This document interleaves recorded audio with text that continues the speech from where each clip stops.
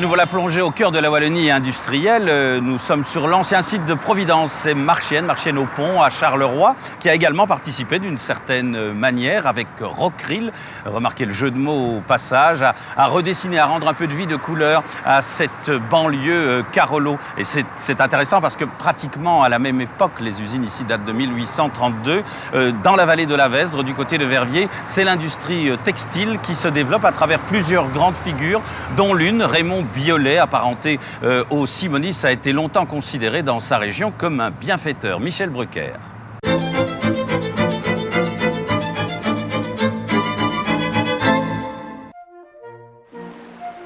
C'est au 19e que l'industrie verviétoise connaît son apogée.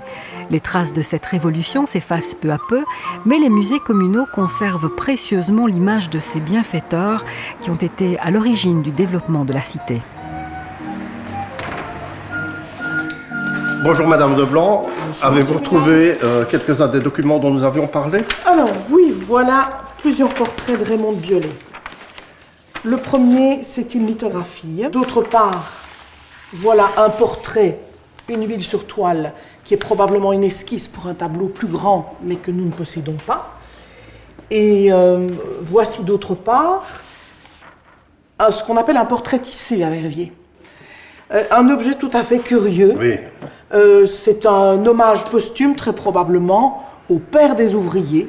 Puis assez curieusement, à l'intérieur, Un cercueil. un petit cercueil que nous allons ouvrir et nous allons y trouver Raymond Biolay. Riche entrepreneur visionnaire, Biolay comprend le parti qu'il peut tirer d'une industrialisation du travail de la laine. Ici, en 1799, dans un petit atelier, à côté de ce grand bâtiment qu'on appelle le Chat, eh bien, William Cockerill, un Anglais du Lancashire, est venu à la demande des Biolay pour construire les premières machines à filer. C'est la première fois sur le continent européen qu'on entre dans la révolution industrielle, juste après l'Angleterre. Précurseurs dans la mécanisation du travail, les Biolay l'étaient également en matière sociale. En témoignent les bâtiments des grandes rames. La famille de Biolay et les autres familles apparentées, les notables de Verviers, ont fait construire ces deux blocs de bâtiments, ici, qui sont des habitations sociales, on va dire. Il y a chaque fois un couloir et 4 chambres par famille. Pourquoi ça s'appelle les grandes rames? Peut-être que ça vaut la peine d'être dit. En fait, les rames, ce sont des assemblages de perches sur lesquels on mettait sécher la laine. Il y en avait ici tout près. En 1808, Raymond de Biolay, il n'a que 18 ans. Ce sont ses parents qui prennent des initiatives.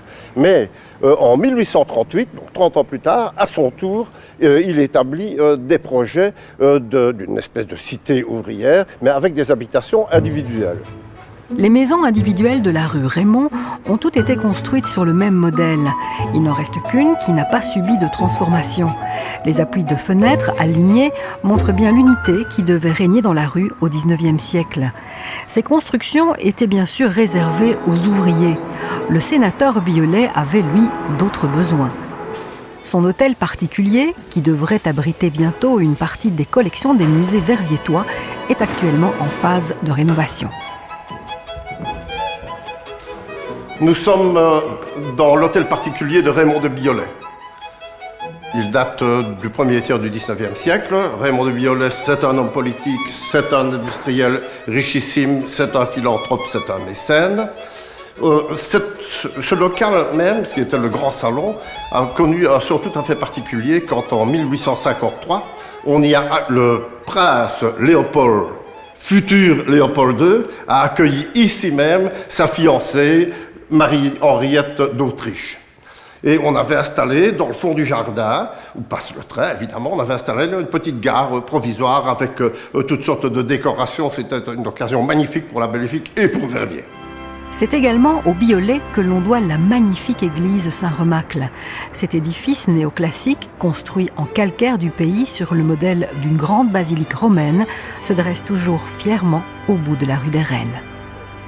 Une de ses œuvres principales, c'est celle-ci. C'est l'église dans laquelle nous nous trouvons. C'est l'église des Biolay, c'est l'église des Simonis, qui a donc été construite grâce au mécénat de sa famille, lui-même et son frère cadet Édouard. dont nous allons d'ailleurs voir une représentation ici derrière nous, dans la chaire de vérité. Au pied de cette chaire de vérité, vous trouvez 3 personnages. On a voulu évoquer Raymond Biolay, devenu de Biolay en 1843, et son frère cadet, Édouard. Saint-Remacle, le patron de la paroisse et de la ville. Raymond est représenté par son saint patron qui est un religieux espagnol du XIIe siècle, tandis que Édouard, c'est le roi Édouard le Confesseur, roi d'Angleterre.